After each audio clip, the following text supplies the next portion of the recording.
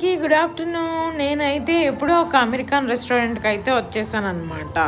Breakfast తిందామని వచ్చాను. ఇక్కడ నేను ఈ వీడియో తీయడానికి ఏంటో తెలుసా మెయిన్ రీజన్?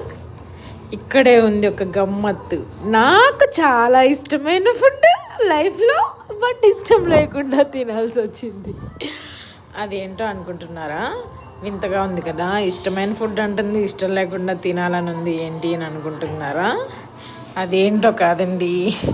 నేనైతే మెనూ చూసి అవకాడో సాల్మన్ టోస్ట్ అయితే ఆర్డర్ చేశాను అనమాట.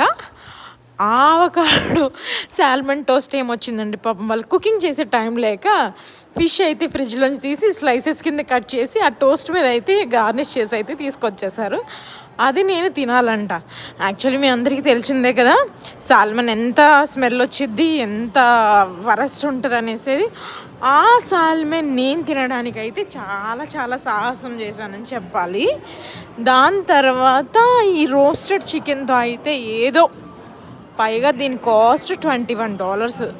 చూస్తే మన ఇండియన్ అమౌంట్లో 1800 to 1900. సో ఈ డబ్బులు వేస్ట్ చేయాలా, ఇష్టమైన ఈ ఫుడ్ తినాలా లేదా వదిలేయాలా, నాకైతే ఏం అర్థం కాలేదు. మీకు కనుక ఈ వీడియో నచ్చితే లైక్ చేయండి, షేర్ చేయండి, కామెంట్ చేయడం మాత్రం మర్చిపోకండి ఫ్రెండ్స్. దట్టు నాకు సపోర్ట్ చేయండి. బాయ్.